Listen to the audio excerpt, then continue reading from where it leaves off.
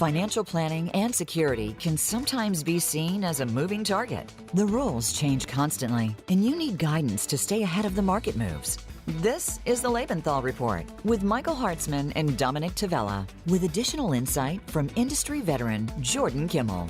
We'll break down the news, trends, and overall direction of the markets, telling you what may be coming next, investment opportunities, and what to avoid. Now, here are your hosts, Dominick Tavella and Michael Hartzman.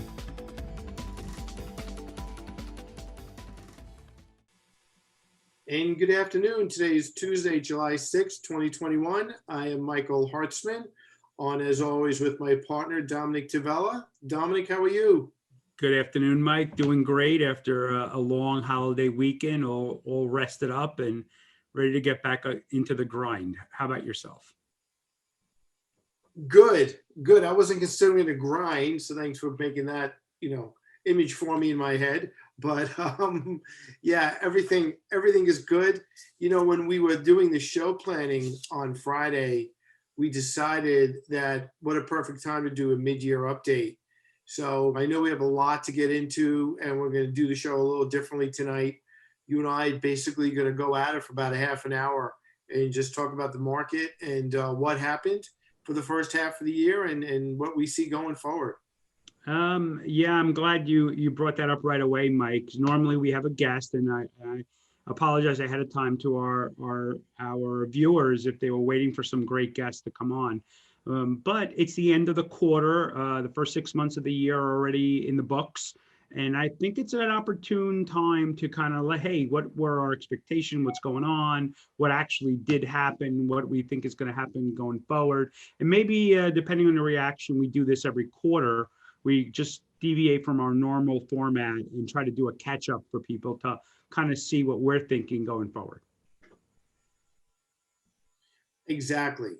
And what we'll do is let me just go through some numbers first. And then we'll have you react to that. The S&P was up 16.75. The Dow Jones was up 14.76. And the NASDAQ was up almost 14. And honestly, Dominick, it didn't feel that way.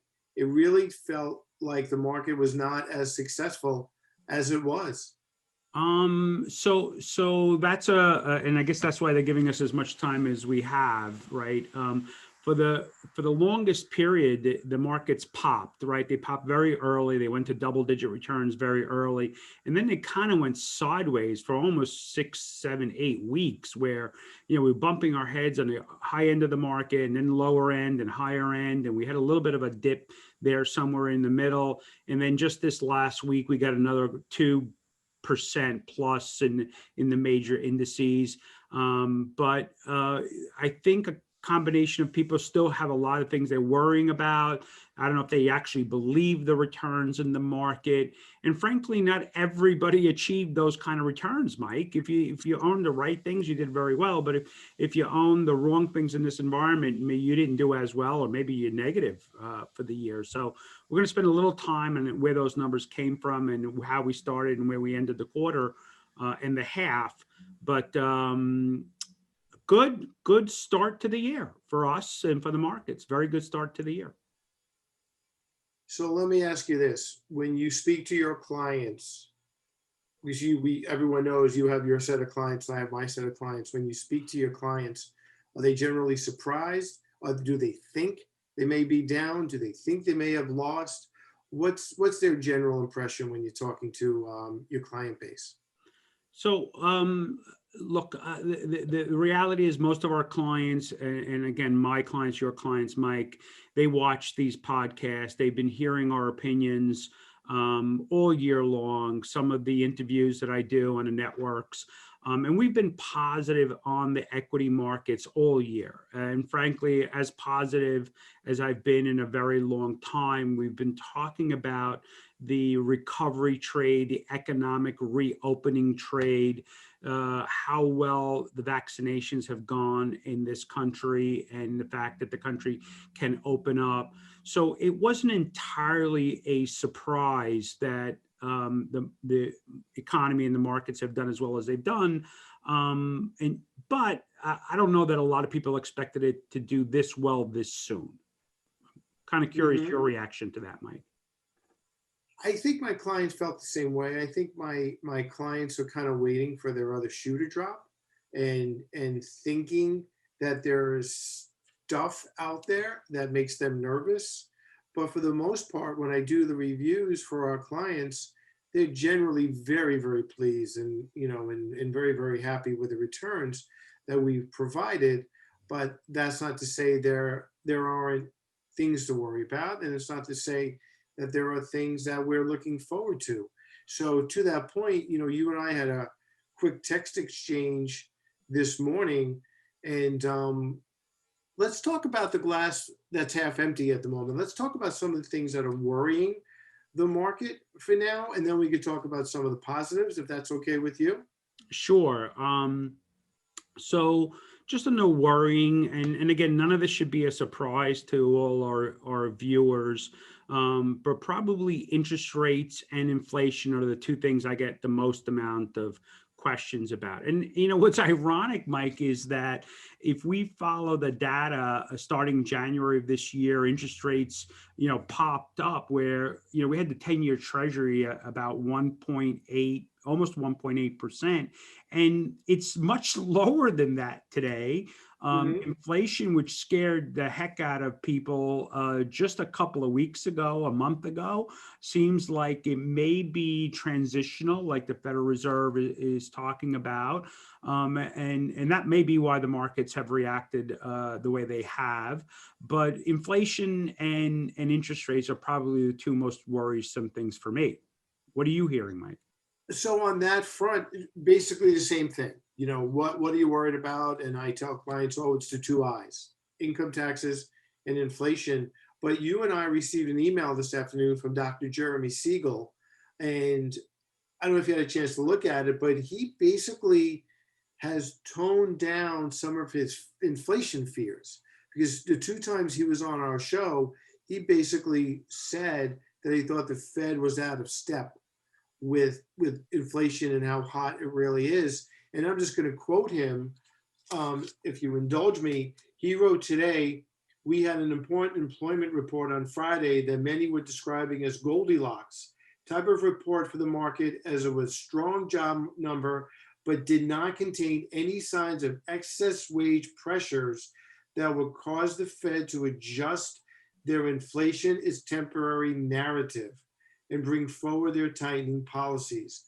In fact, nothing in the report contradicted Powell's narrative that inflation is temporary." Now, I read that and I was very happy that Dr. Siegel took that position. That was his interpretation.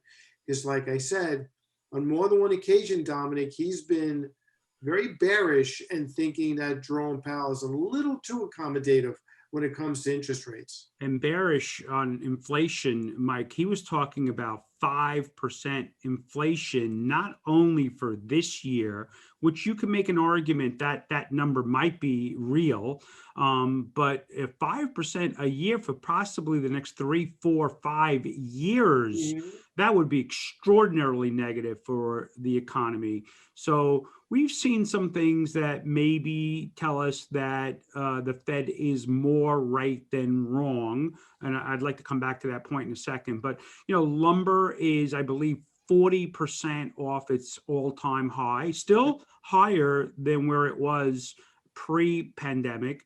Copper is well off its all-time high. Soybeans, 12% off its all-time high. Corn, I believe, is almost 18% off its all-time high. I mean, these are significant numbers, right? That's that rolling over effect that the Fed keeps talking about. And we expect things like used car prices are going to roll over and come back down to earth as production of new vehicles get some momentum as these chips come back into production.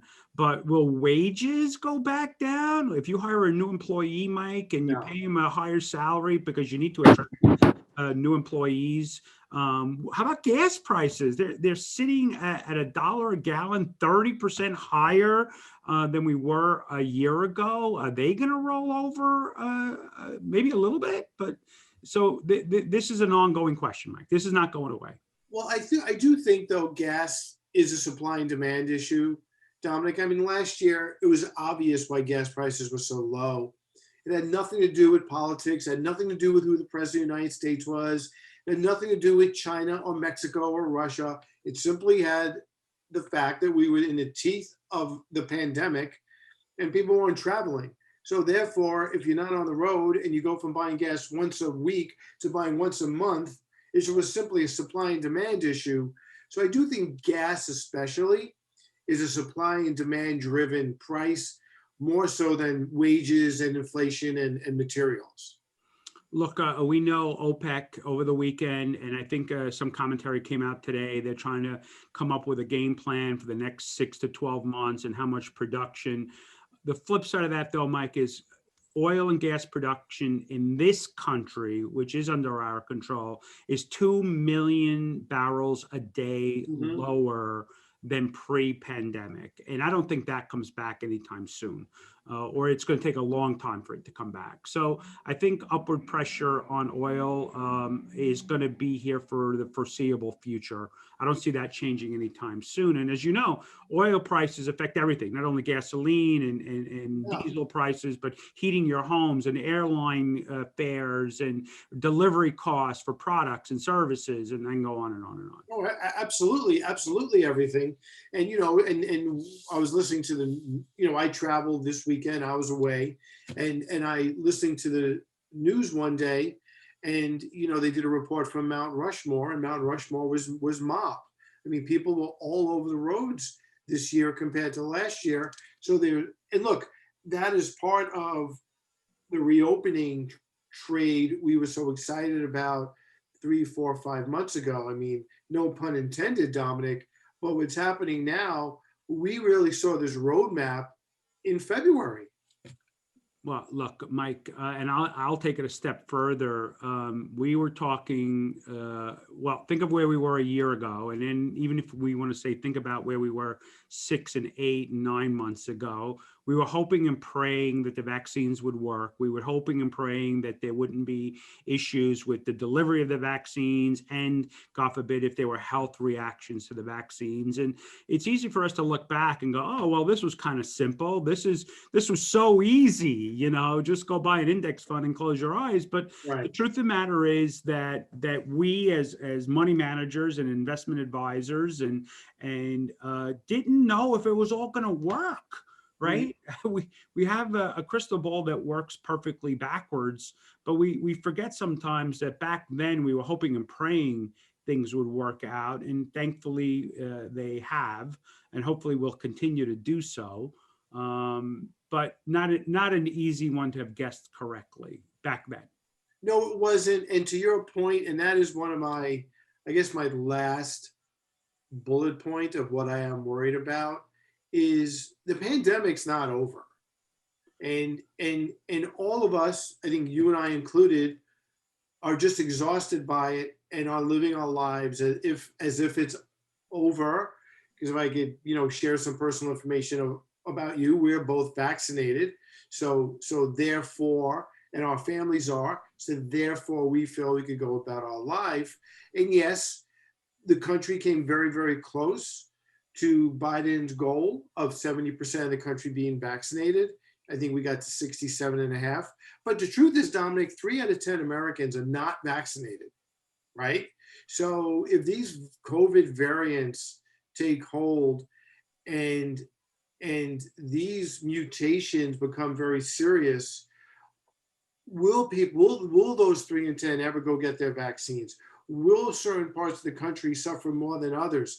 And even in our part of the country, where many citizens are vaccinated, will they go for the booster shot, which is more than likely we're going to need? So people are ready to get back to their life, and I agree that for the most part it's over, but it's really not over in its entirety, and there is still some shadows lurking out there, which we just need to be mindful of as it relates to the markets. Again, Mike, we're on the same page. I have my list of things that worry, and that's, again, also in the top 3. We all feel better about life. We all feel better about being outdoors and with our friends and celebrating a nice holiday weekend. But the reality is that we could have flare-ups anywhere in the country, and we don't know yet what those and how bad they could be. We've certainly seen flare-ups around the world. And thematic investing around the world is one of the areas we really are transitioning our portfolios, and we'll talk about that hopefully a little bit later. But that could be an area that really worries us. So we have inflation, we have interest rates, we have the pandemic, and the other one on my list, Mike, is I call it regulatory fiscal issues coming out of Washington. It seems like that has quieted down a little bit. It seems that whether these ginormous spending bills, taxing bills may not come to fruition. And certainly if something more responsible comes down, we could all digest it enough, right? But if it was something really over the top, the markets and the economy might suffer because of it. So that seems like it's on my worry list, but maybe not as deep and worrisome as it was maybe a month or two ago. Right, I agree. So now moving forward to the glass half full, right? Because we're about halfway through. We touched about some of the positives of the market when you said some of the labor shortages will begin to take care of, some of the material shortages will begin to taken care of. Reversing the statistic I used, 7 out of 10 Americans are vaccinated. That's obviously very positive. But the one, Dom, that I think gets lost in the general public is that earnings have been ridiculously good. And the market loves good earnings. No matter what, it seems to trump all. Look, at the end of the day, companies need to make money to justify their price valuations. And my little stat, sorry for peaking myself here, Mike, but April, companies reported in April, they beat by an average of 74%. The companies reporting in May beat by an average of 80%, and companies in June by 81%. Now, that's a little wonky. I apologize to our viewers, but it just means they beat by a lot. Now, they had very low expectations versus a year ago, so that was an easy beat. They will not be anywhere near like that going forward, but yet they will more likely than not beat, and that means the economy probably in the third and fourth quarter of this year will grow at a historic rate. It is likely that we will see growth in the next half of the year at rates that we have never seen in this country, ever. And that can only be positive, again, for the economy, labor markets, earnings for companies, earnings for people who are working that are going to get raises and bonuses. So that I think is definitely a glass half full story. Absolutely. And then peeking into our crystal ball, the market in the first half of the year seemed to be this push-pull between large cap value, small cap growth, right? Large cap value did well, small cap growth sold off, and vice versa. So just looking in our crystal ball, do you think they both start to do well in the latter half of this year? Do you think they're going to continue? Let's spend a moment on that thought, though, Mike, just a moment, because if you listen to the bobbleheads on TV, the only thing you wanted to own was large cap value stocks. These are companies, for people that are watching, that were basically shuttered because the economy was closed down. Think of the airlines, think of the hotels, think of energy companies, right? And so that's the only thing you wanted to own. You did not want to own any technology. You didn't want to own large cap growth stocks. Will growth ever come back? I saw an article written, don't laugh, Mike. I saw an article written how the next decade was all going to be about value stocks, and basically just divest yourself of any growth whatsoever. And so you had value go through the roof. Growth even rolled over to negative at some point this year. And then what happens, Mike? Just on a split, right? Value rolled over and growth took over. So we always talk about balance in our portfolios. We always talk about you need to own a little bit of everything and trim profits and rebalance actively. But boy, oh boy, if you listen to some of these experts, you just literally got your head handed to you. Yeah, look, and that also makes the case for always being diversified, right? Which we sound like a broken record. We say it all the time. And the other notion that I truly believe that I don't think gets enough, I don't want to say publicity, but gets talked about enough, is the sell-offs. Dominic, I've said it before, they're more intense and they're quicker. You know, we both remember the stock market literally going down from April of 2000 to sometime in 2002. It was a 2-year sell-off. And granted, 9/11 was in the middle of that, which obviously, fed into the sell-off. But, when will the recession be over? When will things come back to normal? Now it seems like we have bear markets in a month or in a quarter is untenable. It from our side, managing the client portfolios, it makes it very difficult to try to be tactical, try to be, nimble in rebalancing. It requires, I think, a lot more patience, but also discipline. And sometimes, and we've been talking about this lately a lot, just harvest some profits once in a while, right? Just don't be afraid. Nobody sell off an entire position, but just take a little profits off the table when things look like they've gotten a little frothy, and then put a little money back in when things look like they've gotten a little bit less expensive. But you need to be very disciplined, because sometimes you don't get a lot of time to make these investment changes, and then you miss out. You miss out on the whole cycle. Or if you're just patient, it'll come back around, and it'll be a big never mind sometimes as well. Mike, that's assuming you had the right allocation to start with, right? Sure. So we see but you and I'll speak for you if you don't mind, but we see new clients coming on board every day, every week, and we're reviewing their portfolios, and you look at the portfolio, you know exactly when they bought it, right? Oh, you bought this exactly 2.5 years ago, because not a single investment change has been made in 2.5 years, right? Mm-hmm. So you do have to model the portfolios based on your economic cycle, where you think you are in that cycle, and hopefully you need to be more right than wrong, which we've been fortunate. But you don't get these we haven't seen anyway, these long cycles where you can kind of, take your time about making changes. You need to be a lot more nimble, No, you absolutely need to be a lot more nimble. And there was never more proof of that than February of 2020, when the market was telling us way before the news media or the government that this thing is coming and this thing is bad. And we reacted to that. We started selling in February because the market was making it crystal clear. Well, Mike, and most of our viewers know that I was very fortunate to kind of at least get a sense of what was going on in China in January. We kind of prepared a little bit for it in February. But God, we never could have guessed it would have turned out as bad as it did, right? No one.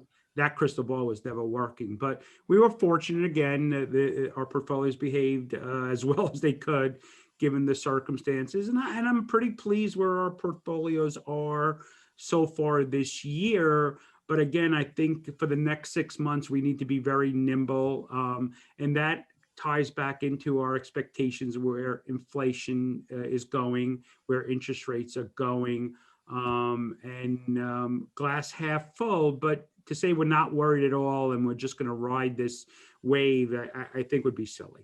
It would be silly.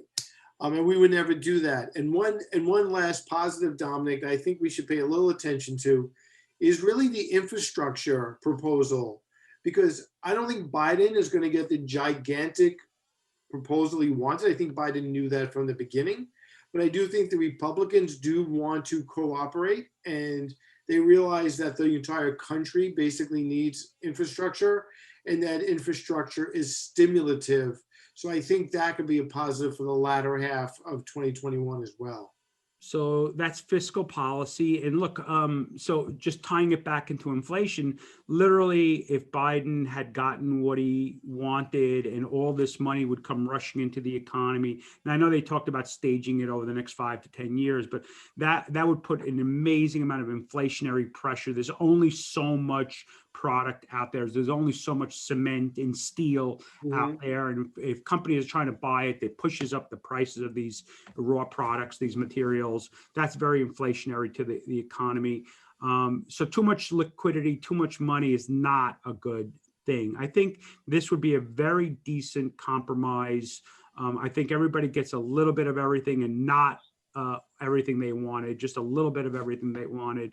I think it's a good compromise, and I would look at that as a very positive development for the balance of this year.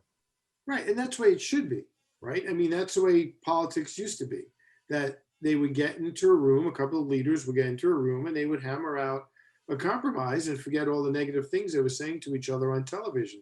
So I actually think if there was agreement, it'd be positive. What's healthy is that a bipartisan group got together without the big heads of each party, got in a room by themselves and said, hey, let's hash this out. And they did. And that's the way it's supposed to work. So I do want to spend a minute about our views going forward and where we're going to look to allocate, if we can do that, Mike. But I don't want to cut off any questions you might want to throw out. So we like materials. I mean, they've come back down off their highs. They might go down a little bit further before they rebound, but I think materials in general are a great place to put some of our client assets. You always have to bet on the consumer. I think consumers have more money in their pocket than they ever have, and job growth and earnings seem to be improving. So I think we need to bet on the consumer. And the last one on our list, Mike, I think international, which has been behind us in this whole recovery. The vaccination rates have not been as good as ours. Their economies are not as open as ours, but they're probably 3 to 6 months behind us. I think international is a place that we need to and have been allocating to recently. I think international is one of the 3 big themes that we're going to be pursuing forward. So materials, betting on the consumer, and international, I think, are places we're looking to add client assets to. And just to be clear, we're thinking developed international. Correct. We do have a small exposure to emerging markets. That's a play on materials, and the dollar is too wonky to get into now. But it's the bulk of it is developed in Western Europe. Right, Western Europe, developed Asia, Japan, but in South America, developed South America. Yeah. So Dominick, we're never at a loss for words. I did have a little Jacob deGrom conversation teed up if we needed it. He is pitching tonight, but the 30 minutes flew by and we are out of time. I always wondering what are we going to speak about for half an hour, but we managed to get it covered. And maybe you could have done it for another 10, 15 minutes, but we got Jordan coming on with us, and we'll pick up the conversation after the commercial break. Jordan is a great guest who could dovetail into what we talked about. So we will be right back right after this break.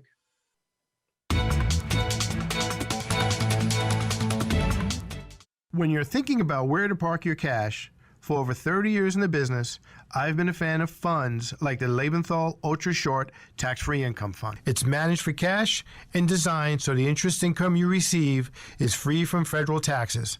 And who doesn't love paying less taxes? Mike, generating interest that's free from federal taxes is appealing, but I've been in this business for a long time, and people love the potential for more income on their hard-earned cash. Sorry, Dom, but the beauty of the fund is paying less taxes on cash. No, my friend, it's the potential for more income.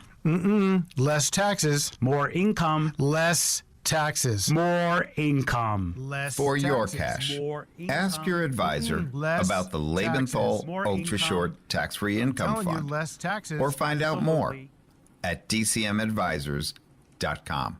Well, Dom, one thing I know we agree on, it's not what you earn. It's what you keep. Lebenthal Ultra Short Tax-Free Income Fund, symbol LETAX.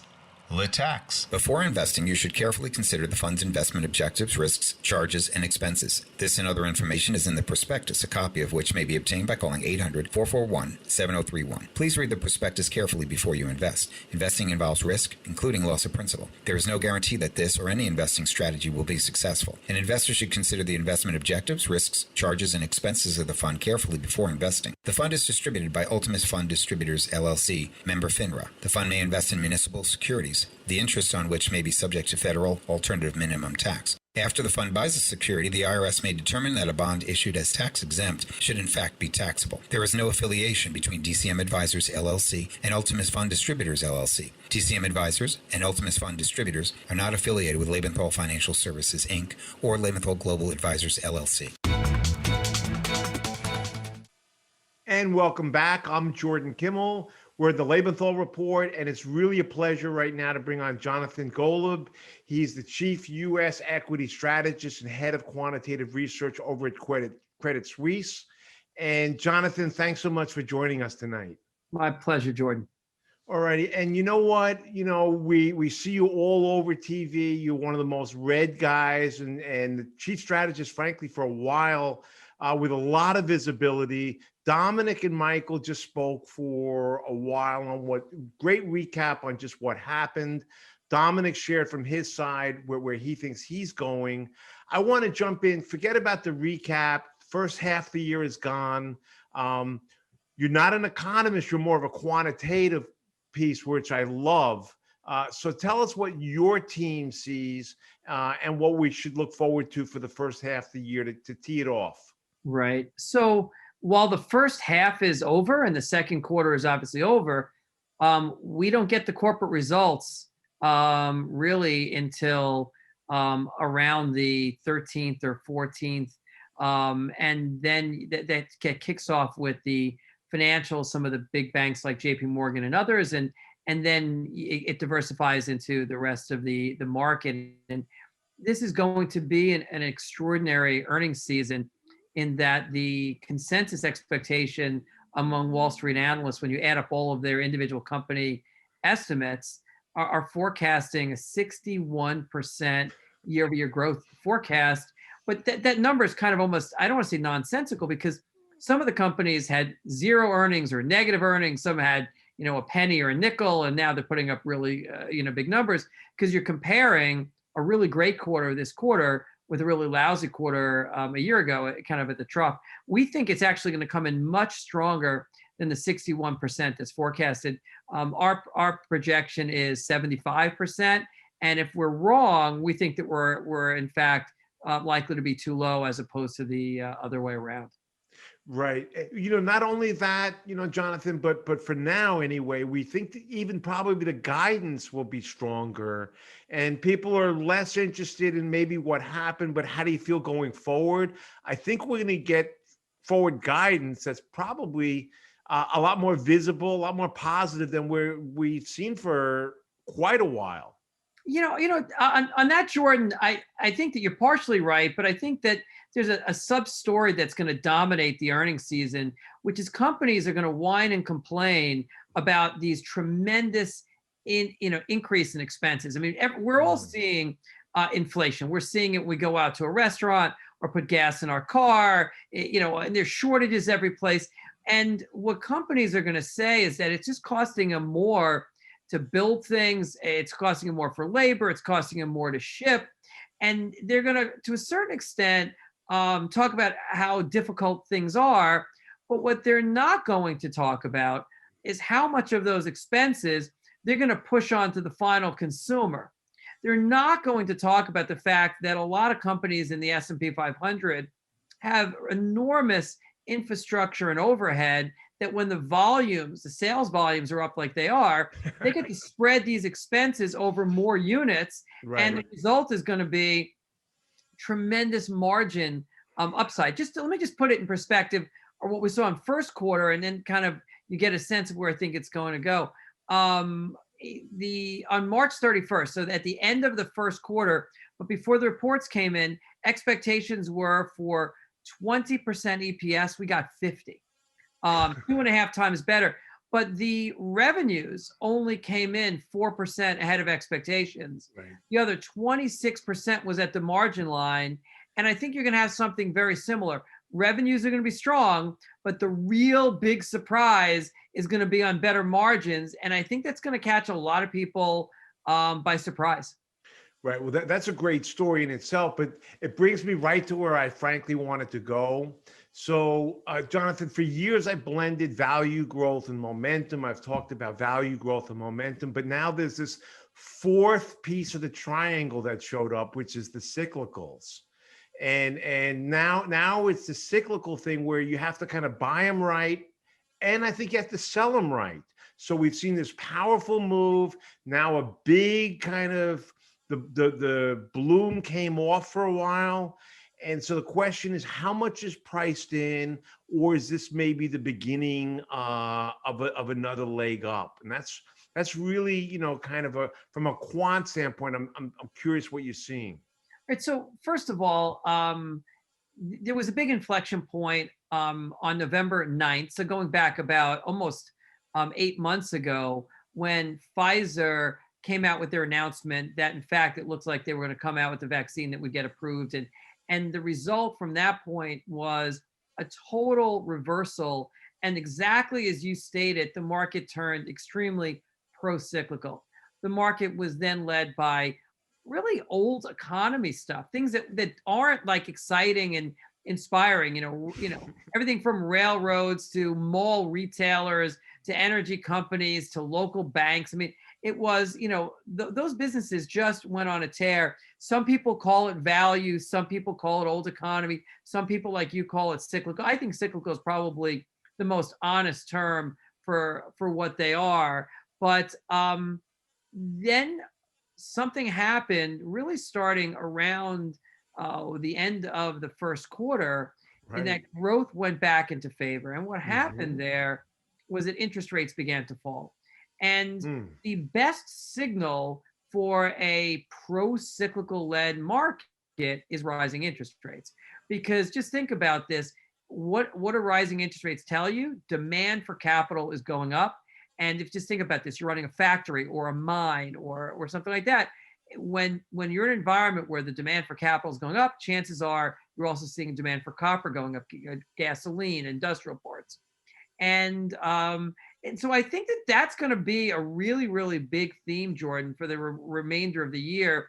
If we end the year, and this is kind of the general consensus view, where the 10-year bond yield goes from, sub 1.4%, which is where we are now, back up to 1.6, 1.7, the value trade is going to dominate, this cyclical old economy trade. If, on the other hand, earnings are healthy, but interest rates drift a little bit lower, that's a much more favorable environment for tech companies and the like. So it's been a tech quarter in a value run.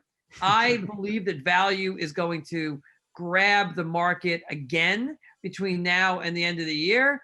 But the one thing you need to look for is interest rates that tell you that direction. Right. And, I think you're kind of spot on right there. And I think that some people began to talk about what I heard is this long duration companies that won't have profits for 10 or 20 years or whatever the story may have become.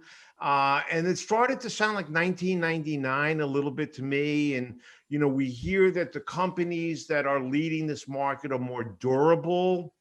It's another term that came up. I'm suspicious of some super high valuation and agree there's a lot of pockets that are great valuation. Is there any sense of this pet.com and non-fungible tokens? Any of that come into your mind at all? Well, if you take a look at what I think that I would kind of describe what you're saying slightly differently. I mean, forget about in 1999 when there's a whole bunch of companies that were unprofitable that were soaring. The FANG stocks, the mega cap tech stocks, these are extraordinarily well-run companies that are very capitalized, that have very high return on equity. And I think that the tech-oriented basket of companies, and these companies that we're talking about specifically, I think that they're going to dominate for the next 5 to 10 years. But that doesn't mean they dominate every quarter, every week, every month. And so I think that for the remainder of the year, it's going to be a value environment. It's going to be an old economy environment. But we will see, I expect actually to say, we will see that these growth names are going to rotate back into favor. The question, I think, is when, how much longer, and this is kind of the question you're asking, how much more do we have, how much more juice in the lemon do we have, if you will, on these value companies? And I think the answer is that you probably have another 6 to 12 months on that trade. They are cheaper. Typically value trades at about 5 PE points below growth. Now it's about 10 below. They're growing faster right now because those kind of companies, just think about an airline or again, a mall retailer, they're kind of in favor as they naturally reopen. They're surprising by more. They're putting in now, and not that the tech companies aren't doing quite nicely, but these companies are just more levered to the reopening. So if you had money and you said, listen, I get to make one decision for the next 5 to 10 years, or maybe if you're a taxable individual and you don't want to get in and out of different things because you don't want to pay the tax, capital gains, then I'd be a growth investor. If on the other hand, maybe you're operating within a 401k plan, or maybe you want to be a little bit more tactical and kind of jump on what's hot or what's going to do well near term, I think that the next 6, 12 months are going to be value led. All right. Well, let me say this, Jonathan. So I want to bring on Dominick and Mike right now, and I want to let them kind of fire away some questions. But, you begin to scare me when you talk about on one hand, on the other hand. And Herbert Hoover said, we want a one-hand economist. The good news for our clients is we don't have to make an either or. We too believe that you need to be diversified, and people are quick to write off the largest tech companies, which are incredibly powerful right now. It's a pretty bad idea.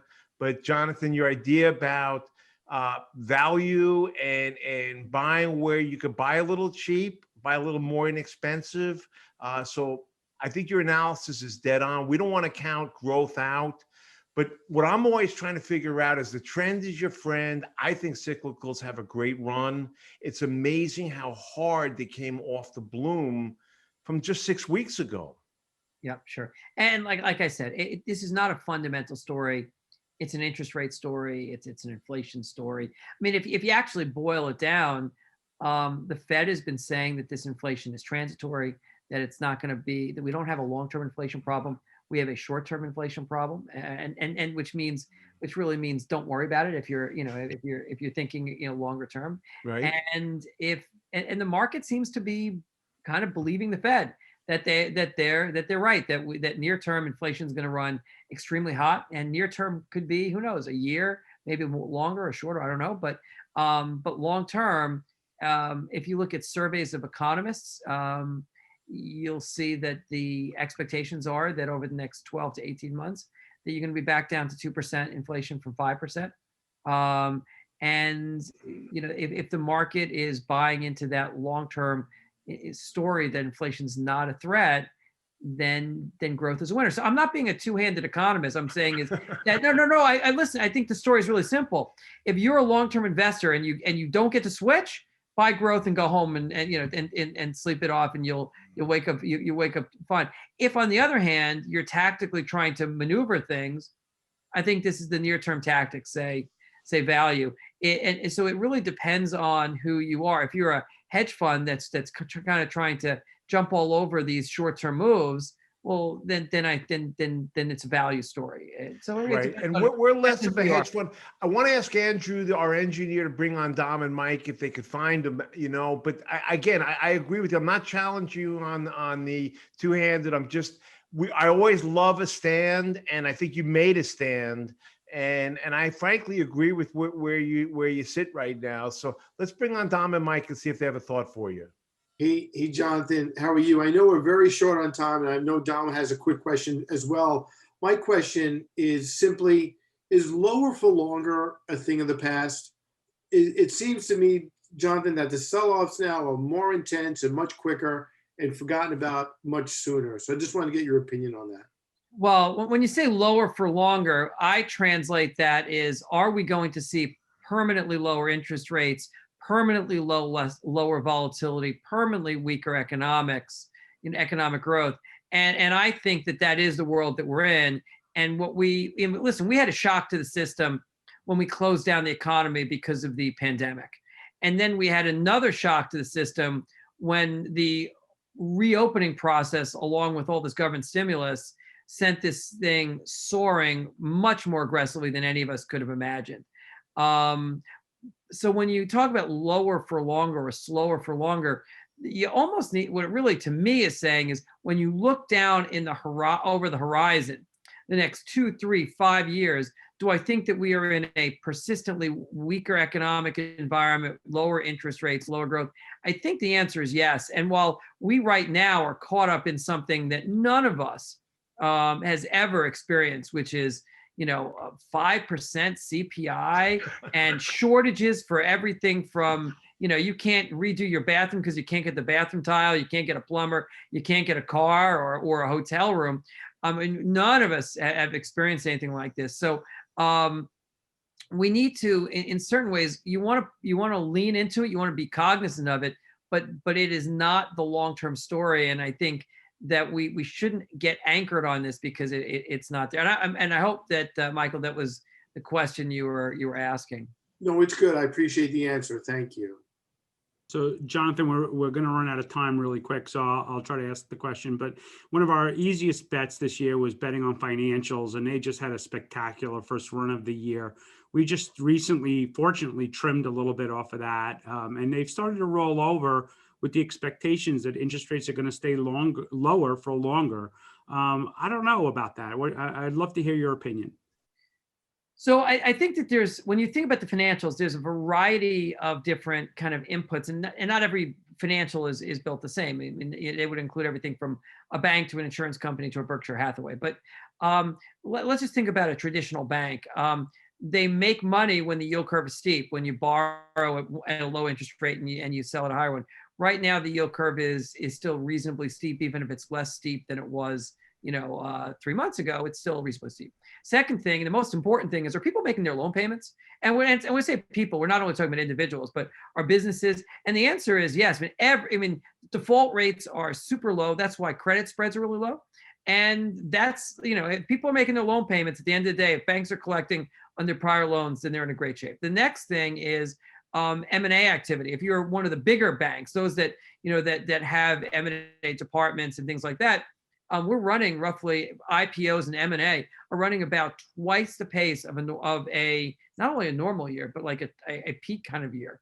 So that level is huge, and it's huge for many of the bigger banks. And then you have trading activity, which is nowhere near as big as it used to be, but that's rolled over. When volatility has come down, it may feel volatile, but the VIX is down, the trading activity is weakened. So here's what you have: trading weaker, M&A strong, loan repayment strong, the yield curve good, but a little bit less good than it was before.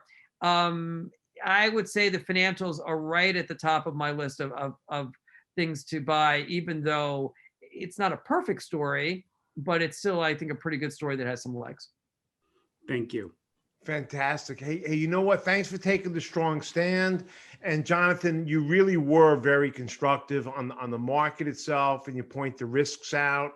And we appreciate your time. And frankly, I think you're in the exact right spot of the market. I think our portfolios might agree with you a little bit too much. But part of our story is we want to bring on the smartest and best for our clients. And you're one of them. And thanks for your time today, Jonathan. My pleasure. Thank you again.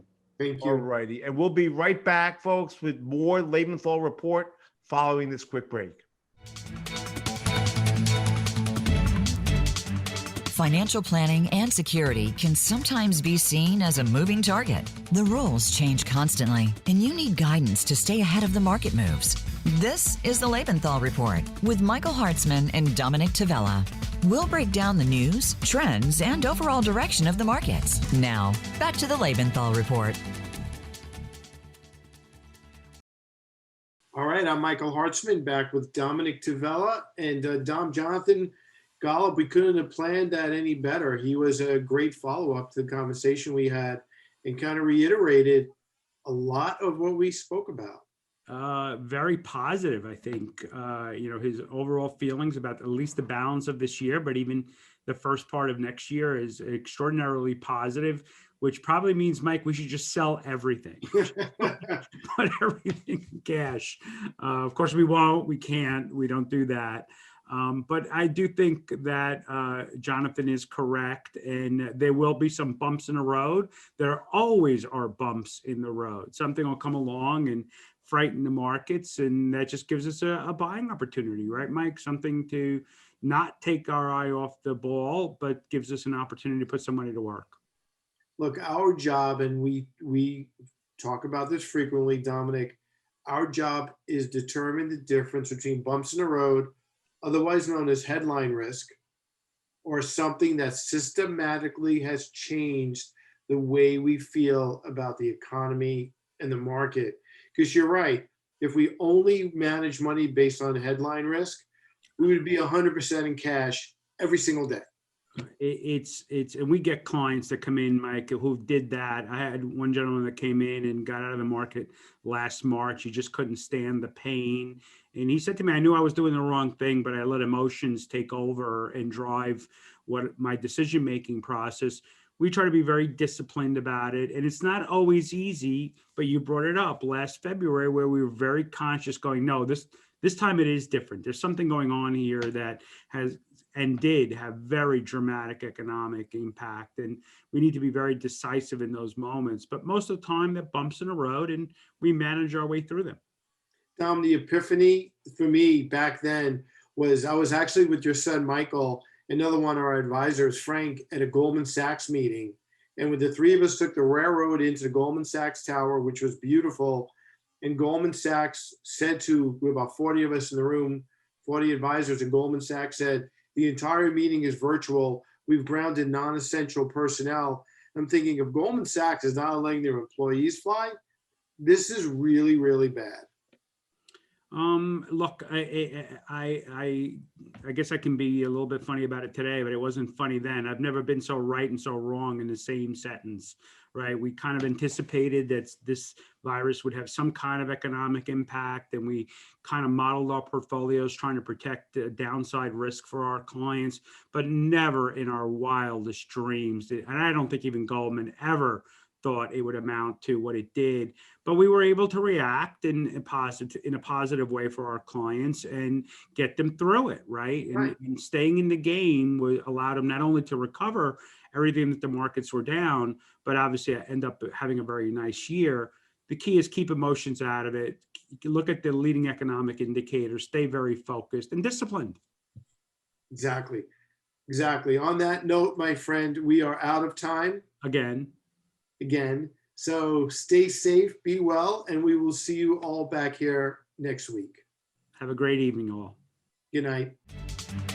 Thanks for tuning in to the Lebenthal Report. Dominick, Michael, and Jordan will be back for our next program, airing next Tuesday at 2 p.m. Pacific Time and 5 p.m. Eastern Time on the Voice America Business Channel. Until then, have a great week.